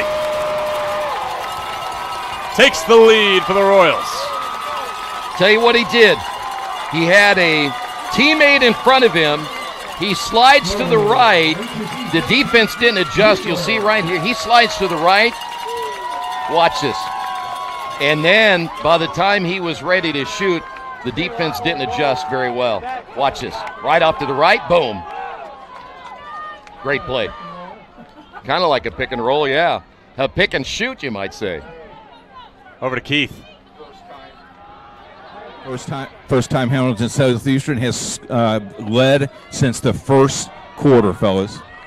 An incredible effort by this team in this second half. Normally, at their home games, Hamilton Southeastern has soundtracks for each of the players when they score a goal. John Paul's soundtrack is "O Canada." Yeah. As a tribute to most of his family being from Winnipeg, Manitoba. And at first we thought it was comical. We thought it was just being a funny kid. "Oh Canada, that'd be funny." No, it's a real tribute, and that is very special. Well, he's got 2 goals today, and that is very special to his family.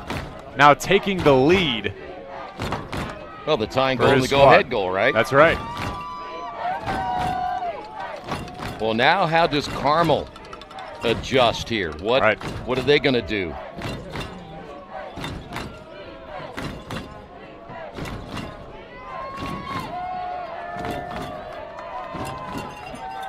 Hammonds. That shot bounced about 6 feet in front of Kreckler. That was a good hustle from the goalkeeper. Well, he came so far, 12-6 on that shot. I mean, I'm thinking almost like it was going to go straight down. If it was going to go straight down or straight up, one of the two, but well, probably wasn't his better look. Fedorcha, strong left hand. Wow. Can he whip that shot? And Kreckler beat Jackson Weaver to the end line. Well, this is plain hustle right there, right? I mean, if you want that ball back, one thing you do is beat the guy to the end line, and that's what Kreckler did. And Dylan O'Rourke just broke his stick on that check from Prosser. Either that or the head fell off. Regardless, though, it is a turnover. Yeah, you can't use it now, can you? No doubt. And a timeout on the field. Under 2 minutes to play. We've got a game, folks. We'll be right back here on IndianaSRN.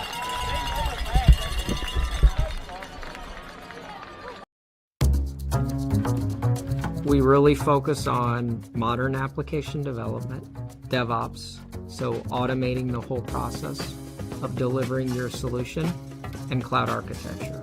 It's very important for mid to large companies to have cloud partners because you can't possibly have all the talent you need to address the complex ecosystem of the cloud. We advise them on all parts of their business. And then when things are defined and we see a clear goal, Clean Slate also then goes and does the work. We have a team that is very passionate about what they do. We love to solve complex problems, and there's a lot of companies out there that will avoid, getting involved in those things, and I think that's why clients like to work with us.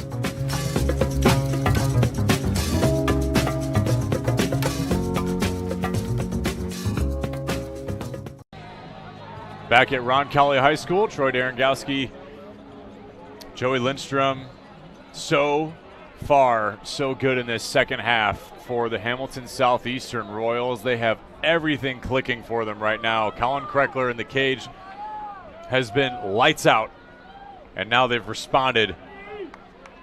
They're once down 5-3, now 6-5. Well, think about Kreckler, and you had a couple of those goals early, and you're probably thinking, uh-oh, but then all of a sudden you make a couple of big saves. You had that hustle play down on the end line, you get another possession, and all of a sudden now you're feeling a little more pumped up as well. You get that little bit of momentum in just what game you're playing. All of a sudden that other players get fired up off that, and of course John Paul's, those back-to-back goals were big at the other end. And think about this, you're up 6-5, and yet you haven't had your big guns, as that one's off the mark, you haven't had your big guns really have to step up yet. Will they? That's a good question. I think that the Carmel defense kind of focused on them a little bit more, so the guys step up. Yeah, you said it. Owen O'Rourke, and he's been guarded by Mason Bardwell all day today. O'Rourke is a Division I level player. Yeah. He's headed to the Naval Academy. Just like Caleb Johnson, they will both serve for our country, and it's amazing. But you have that D1 matchup on D1 matchup as Kreckler gets another save. That adds to the pressure for other players to go make plays in the half. Well, you saw Kreckler right there. You notice how he stayed low, moved his feet, kept his stick low where he was able to scoop that up. As I said all the time I've watched him play, he is so good on the low side of things. He is hard to beat there. But tell you what, you got to take care of the ball at the other end, too. Yeah, you do. Another turnover. 30 seconds left in this third quarter. Can Carmel even it up before the end of 3? Leo Prosser, by the way, seeing the trainer there for Carmel. I'm not sure if he got shaken up a little bit on that last play. Hopefully he's okay because the Carmel's going to need him. Fedorcha. Man, it is so valuable to have a great left-handed attackman. Well, he's got 2 goals today. Rips one through. I don't know if that hit somebody on the way or not. The lefties are just different. I mean, everything is smooth, right, Jerry? I mean, you see the shooting that's different, the way they hit. It's all just smooth. There's something not right about them. The Hamilton Southeastern faithful erupting at the end of 3. 1 quarter remains. Either a three-peat or the first state title in 8 years. We'll see. Fourth quarter on the way back.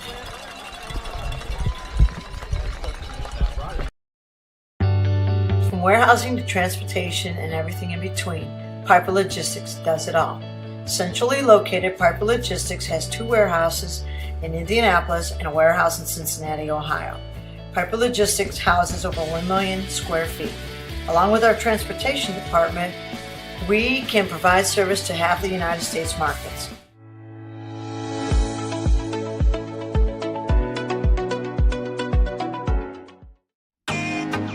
Can't get to a computer? Then we've got you covered. Just go to the IndianaSRN app and stay up to date with all of your favorite teams. You can watch live coverage or relive the experience with our on-demand service.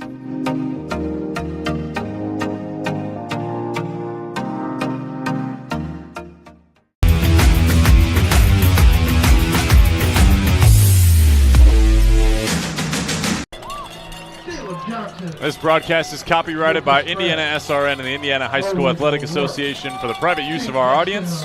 Use of pictures, videos, and audio without the express written permission of the IHSAA, IHSLA, and IndianaSRN is prohibited.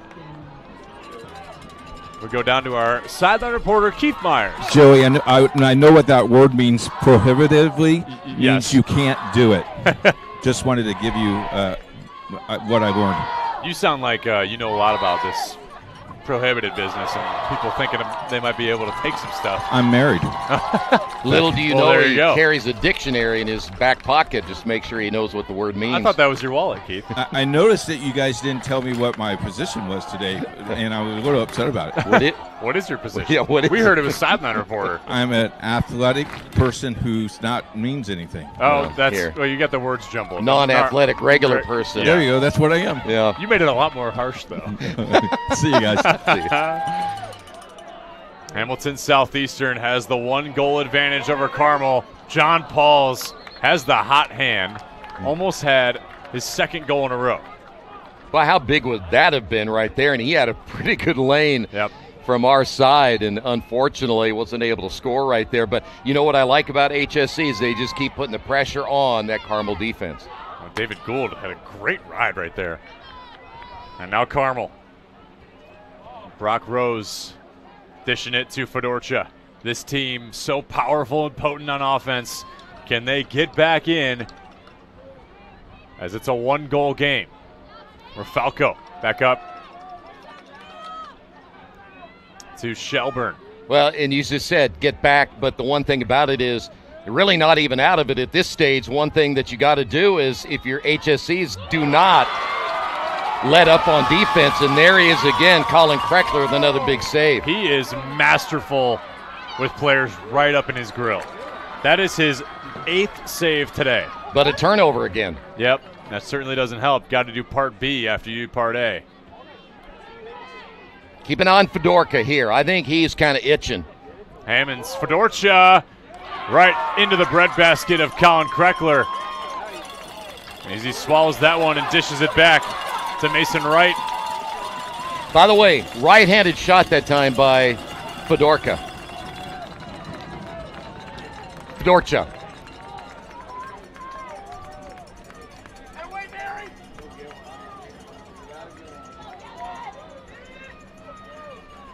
Oh, Kemp lost that ball. It's picked up by Josh Goodspeed. All right, now, Joey, that's 2 straight possessions there for Hamilton Southeastern where they were unable to hold on to the ball, and it certainly gives Carmel a little bit of life right here to get back in another possession. This is Huber. See, will they go to Fedorcha again? I think he's going to be the key. They've ridden him all year long, and he's had success on that right side, shooting from the left. The last one he shot right. Hammonds dishes to Huber. It got deflected on the stick of Teddy Johnson. Huber, hands free, sweeps through, goes top shelf. Too much room in the maneuver down that lane, and of course, as we said before, as good as Kreckler's been today, that's awful tough for him to handle right there one-on-one. Got to get those defenders to slide over a little bit quicker. Quinn Huber headed to Bellarmine, Canisius rather, next season. Up in the MAC, the MAAC. First team All-State and a USA Lacrosse All-American. His first goal of the day. Well, and it couldn't come at a better time, too.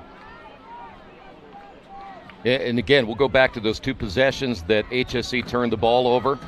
And inevitably, how many times that happens? I think walking people in baseball, you walk a couple and they come back and score. You turn it over a couple of times, the other team, especially really good teams like Carmel, they'll find a way to score again. Well, and we hadn't seen too much of the star power minus Kyle Fedorcha, of course. Yeah. Score, at least. And this is a pretty low-scoring game overall. But it's because these defenses are really locked in. Well, there's Ewing. Yeah, and so have the goalkeepers. Ewing, a little bit of a step at the door, man. He's trying to get it to David Gould for the dunk home. Crossing. Well, that was another instance, though, where you try to score before you catch it. O'Rourke blocked in front. Rebound. Goes over the cage. Did Bardwell push him into the crease? I think that's what they're going to get him for. It was Kemp on the rebound, and Mason Bardwell pushed him to distract his shot. So Carmel's going to be a man down. Mason Buttery coming over and saying to the official that that wasn't the case, but as you probably know, they're not going to change the call. But that could be a really, really big call here late in the game. Luckily for Carmel, it's only a 30-second penalty. Boy, how many opportunities did they have right there, huh? Incredible. And all the action right in front of the keeper, too. Really thought Owen O'Rourke had the advantage there, but a beautiful save from Buttery. Errant pass thrown away. Back into the Carmel zone. It's going to the Hounds. Well, that's now 3 straight opportunities there for Hamilton Southeastern. Can't give another team more opportunities than you can afford. Just simply the odds are always against you, so let's see how both teams respond here. Fedorcha working against Dylan O'Rourke. Outside cross pass to Huber. Can't leave the lefty free. Switches to his right, wide of the cage. Had to short stick Gavin Wright on him. Or Mason Wright, excuse me.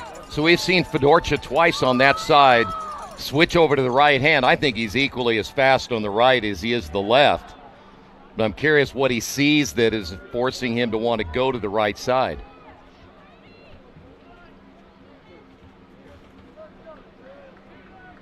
Falco over to Fedorcha, working again on right. Standing tall. HSC's short stick D middies are working hard. Slipping is Fedorcha.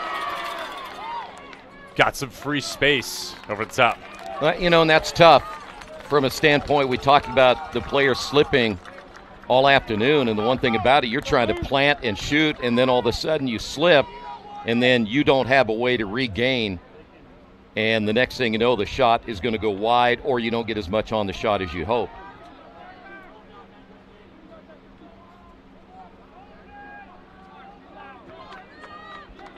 Huber.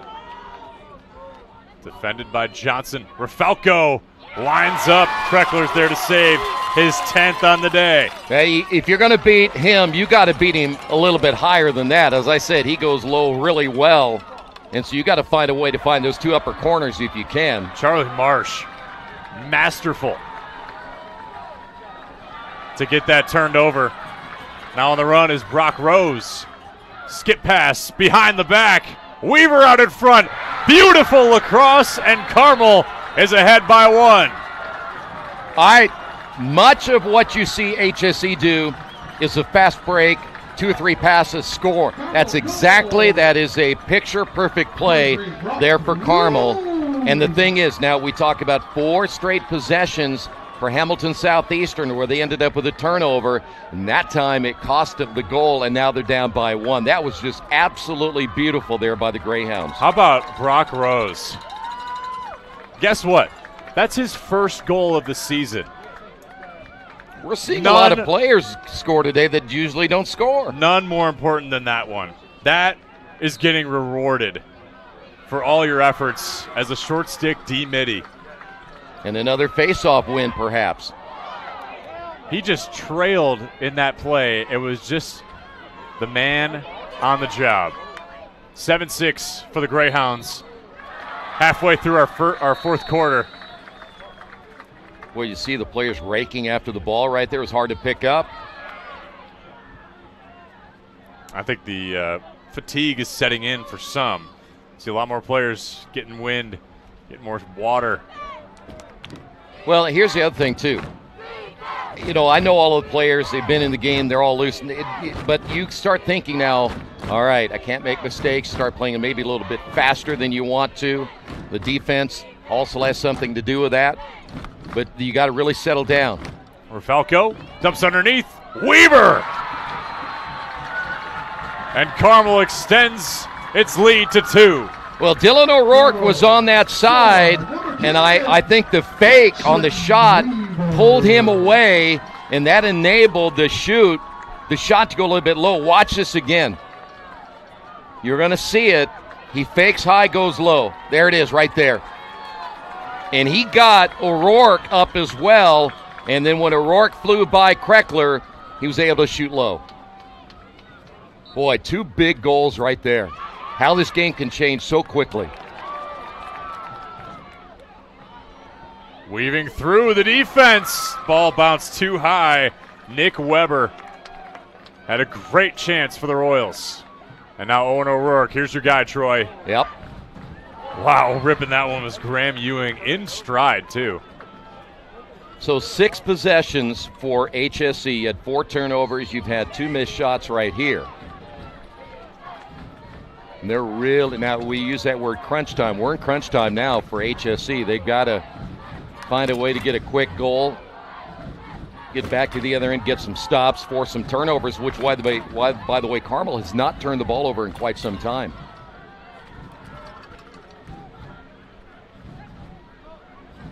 Carmel has 4 state championships in its program history.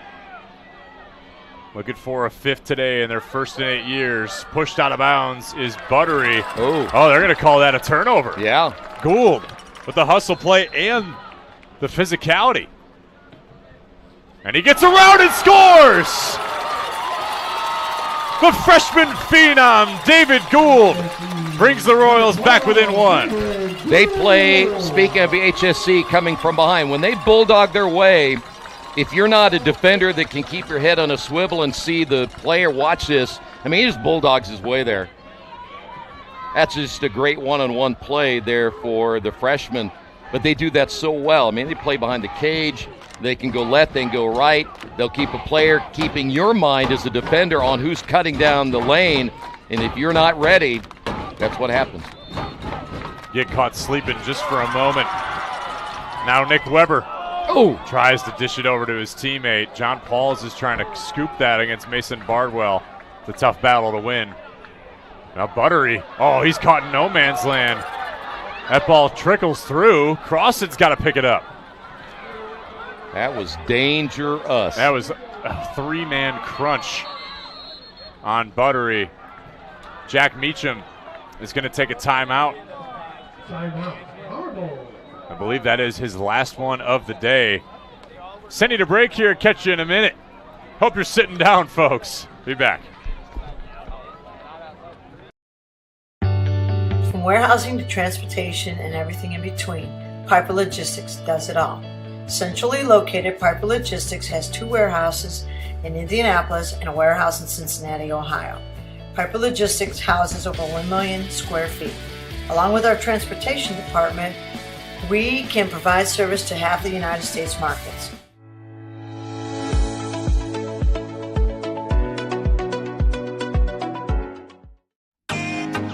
Can't get to a computer? Then we've got you covered. Just go to the IndianaSRN app and stay up to date with all of your favorite teams. You can watch live coverage or relive the experience with our on-demand service. The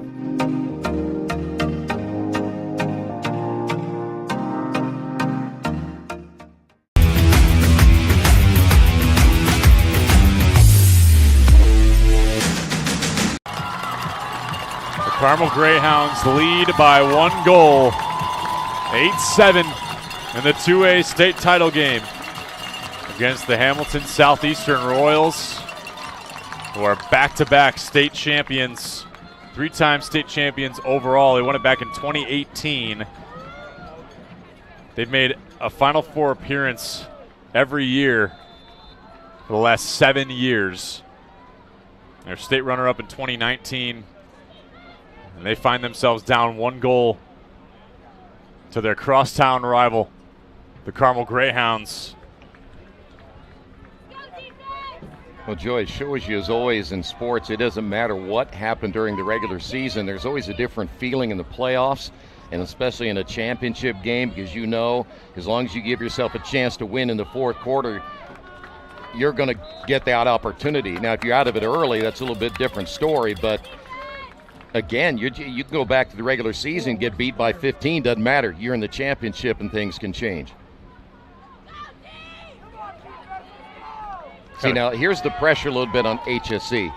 Got to force the turnover, try to get it back. Don't let a whole lot of time run off the clock here. And for Carmel, you got to just play secure lacrosse right here. Well, you know what? As I said earlier, they haven't turned it over in a while. And so they've been very good when they get the ball back, and that might be a little bit of a concern. Now, how long can you hold it, and when do you look for a good shot? Hammonds to Huber and Prosser. Bit of a deflection there. 2.5 to play. Another slip. Brody Carlson giving some trouble to Quinn Huber, getting on hands. Teddy Johnson working against Prosser, but he's going to get flagged. Huber goes top shelf. Flag is down, yes, but that penalty was going to go against Teddy Johnson. And that's just another great shot. And that's the one thing right there at HSE. You know, you battle back, you tie it up, you take the lead, and then here lately just a few turnovers ends up costing you, especially the one that gave Carmel the lead when you had the one turnover and the fast break the other way. So the penalty will be waived because of the goal. Yeah. That'll negate that penalty. Now Hamilton Southeastern needs to work quickly. Well, how big is this face-off now if you're Huge. HSE? Huge. Hasn't been a bigger one today. Nick Weber and Cole Roseman working together. That's a push on Weber. Well, you had to do something there to try to get the possession. Unfortunately, you can't, and now you got to find a way to force a very quick turnover here. Because if I'm Carmel, and he might get it there. Yep. That's going back to Hamilton Southeastern. Dylan O'Rourke, welcome back, young man. Uh-oh. Oh, no, very errant pass. Shefferly trying to corral at that is going to go back to the Greyhounds. And all they have to do is milk some clock. Boy, just a pass that went over Kreckler's head and over his outstretched stick. And unfortunately, boy, that is 6 turnovers they've had here in this fourth quarter, especially in key situations there for the Royals. Huber trying to just play keep away right now. We're under 80 seconds left. And this one deflected away. Back to O'Rourke. Kreckler gets deflected. This ball's available. Prosser takes it back out. And that is not what the doctor ordered. Now they're going to give it back to HSE here. So actually, I believe the call was failure to advance because that ball didn't go over to the 30. I don't think it did, no. It's up to David Gould. We're under a minute to go. He got swarmed. And they are a man down, mind you. Scott Beasley gets the timeout. And we'll keep it here. 51 seconds remaining in this one. Now, if you're Hamilton Southeastern, what do you think Scott Beasley, Jeff Dombeck, and Tip Shefferly are imploring to their team right now? Well, first off, you better score quick. Yeah. Because bottom line schematically, is, maybe. Yeah, I just think that, you know, I mentioned crunch time. If you're down by 1, it's a little different. You're down by 2, so that means you need 2 really strong possessions. And you know as well as I do, Carmel gets it back. They're just going to play keep away, and then you got to chase. And then eventually you're probably going to have to commit some kind of a penalty to stop play or something.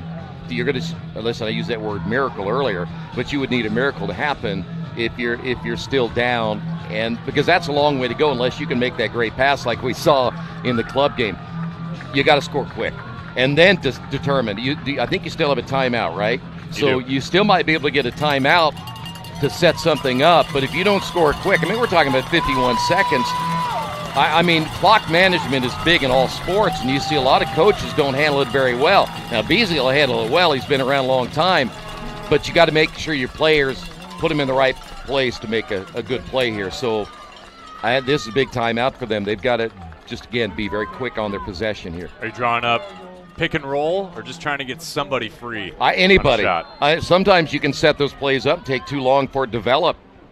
Got to work quick.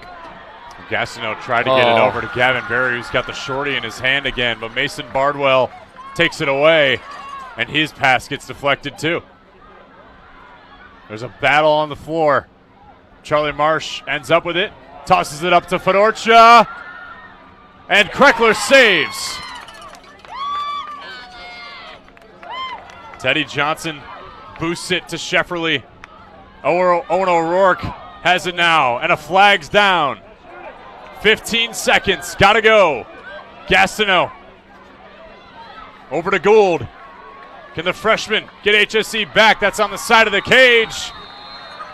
Buttery takes it, and that'll stop the clock for the time being as the penalty ensues. But it's just not enough time now. I mean, there's going to be a big key. We'll talk about what happened here late to HSE that I think has been the big difference.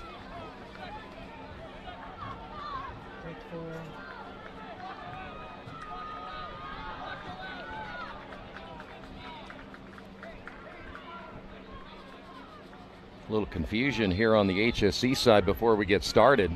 Shot is blocked. It's been 8 years since the Greyhounds have hoisted the trophy. But they are back on top in the state of Indiana. Well, the drought is over on a day that certainly hot. And I know Keith is going to be talking with the head coach here for the Greyhounds about the big win, hopefully in a couple of moments. But, you know, when you haven't won a state championship in a long time, you beat the two-time defending champions like they did today. That is just a great, great feeling. And HSE, by the way, they got a lot of key players coming back, and they've got a lot of varsity experience returning. So I wouldn't be surprised to see both these teams back here doing it again next year. Coach Keith Myers has championship-winning coach Jack Meacham with him now. Well, Coach, you got a state championship, and I tell you what, these Greyhounds are loving it. I know you went nuts. I saw you jump a pretty good high jump. It's a fun one to win. So proud of our seniors, so proud of our team. I mean, battled, ups and downs of the game. I can't tell you how proud I am of those guys. It's just an awesome battle. Talk about the pressure that you put late in the you forced them to do some things that they were not used to doing, and you forced a lot of turnovers. They did a great job running their O. They got some good looks. Our defense adjusted, and we ended up winning some one-on-one battles, and that was really fun. So really cool. I heard somebody said now you can get married next weekend. Next weekend I get married, so I got a good couple weeks here. All right. Congratulations, job well done. I'll tell you what, Coach is excited. We'll try to get Coach Beasley, if he allows us to, back up to you guys. Thank you, Keith, and Jack Meacham. I mean, this is a mountaintop feeling. Obviously, getting married will probably trump that. But no, it'll bring it down a little bit. But this is a huge, huge win for him. He is the director of True Lacrosse Indiana. He knows a lot of these kids that he plays against and has on his team, and you see it there. Celebration and pandemonium for this squad. So happy for them. They put all their chips in the middle, and it paid off. Two things, as I mentioned a little bit ago, that I thought was the difference in the fourth quarter. When Hamilton Southeastern took the lead, and then they turned it over 2 straight times, gave up a goal, tied it. And then when you looked at their offense the rest of the way, and a lot of this had to do with what Carmel was doing, is the 8 turnovers. And that's a lot of turnovers. I think they had 6 in succession at one point, where they just couldn't seem to get the offense going. And when you turn it over 8 times against Carmel, we go back to what we said time and time again.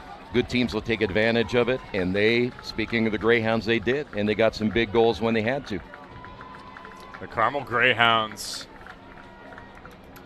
now add another state title. That is their 5th in program history, the first since 2015. An incredible effort all around. So that'll do it for us. Great job today, partner. Let me say, we're going to get, but I got to say one more thing before we go to him. Kreckler played 11 saves. Oh, Thank my you. gosh. I wanted to make sure I shouted him out. I know he feels bad, and I know that HSE feels bad.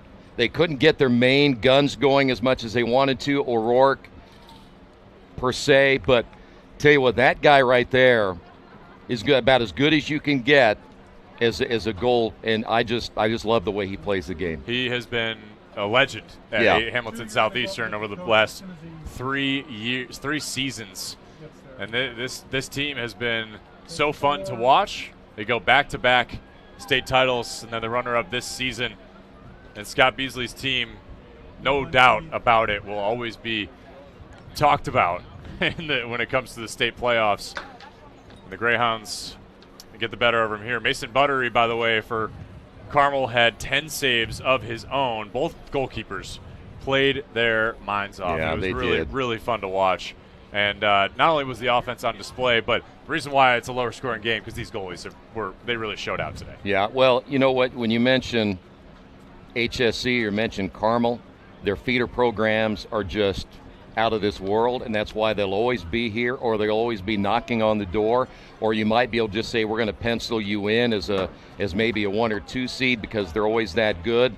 But that's what you do as a program, and that's any sport. If you want to be good, you start with the kids, you keep them interested, you keep it fun, you don't get on them early in their careers because bottom line is you want to keep them interested. So many coaches I see, especially in AAU basketball and other sports, they put so much pressure on the kids they don't have fun anymore. So keep it fun. There's times in their lives where the winning and losing will come. In 3rd and 4th grade, it doesn't matter. Teach them how to play the game, teach them how to play the game right, and all the rest will fall into place. And that's why you see these two coaches have the success they have because they know they're putting coaches in the lower system that do it the way they want it done. And inspiring others to do the same as exactly, well. Yeah. And that's for sure. They two upstanding young coaches that really trailblazing. I mean, we saw it earlier with the incredible efforts of all the teams in this tournament. But of course, you look at a team like Brebeuf Jesuit, coached by Tim Clark, who's blazed a trail of young coaches. A lot fall under his tree as well. It's just amazing to see. Well, you see a lot of young coaches, and you see a lot of veterans who have been around a long time. I like to see the young coaches come in. Their philosophy might be a little bit different than you'd see somebody who's been in the game a long time. But what you saw here today, two guys that are, young coaches that have done it right for so many years. And again, you're going to see HSC back here. I wouldn't be surprised again if you don't see both these teams right back here in the same position 1 year from today. I certainly wouldn't doubt it. No. This is a lot of fun. It came down to the wire. Last minute of play, finally, that last final goal for Carmel came. It was just an amazing effort all around. Well, we had 3 really good games. We had what I would call the miracle in the first game that I said they'd take a miracle in order for them to win, and they did. And then you saw Brebeuf step up big against Heritage Christian in that 4th quarter, really defensively shut down the Eagles, and they got their offense rolling. This one, believe me, you're going to say, well, hey, listen, 9-7, but it 2 goals in a game like this is big, and it was close all the way through. And I think if HSC, let's say they don't have the 8 turnovers there late in the game, who knows? You just don't know. But we said that at the beginning of every game. You really can't make mistakes against good teams because if you do, you will end up losing a game. Senior-laden team that definitely should not hang their heads on the result. Hey, fellas. On the opposite side, you have a Carmel team winning their 5th state title. Scott Beasley. I think Keith His presence is awaited by our sideline reporter, Keith Myers. Well, actually, Scott has waived off the interview, and I respect that greatly. But before we go, we need to thank Roncalli and their whole entire staff to do what they did for us. Our production team has done an outstanding job, not only this year for the lacrosse season, but for the championship. What a crew led by our CEO, Jerry Collins. Great job. And you guys had a great job. And it was a pleasure working with you all. And let's do this again next year. How about it, Keith? Great job down on the sideline today. It was such a fun event to be a part of. All 3 games today were wire to wire. This is a great time. Had a good time. Thanks, fellas. So for Joel Mears and Nick Lewis, our cameramen, for Jerry Collins, our producer, director, and benevolent overlord, and for Keith Myers, our sideline reporter, Troy Darengowski, our analyst, I'm Joey Lindstrom, saying so long. The final of the 2A state championship game was the Carmel Greyhounds 9 and the Hamilton Southeastern Royals 7. We will see you in the fall here on Indiana SRN. So long.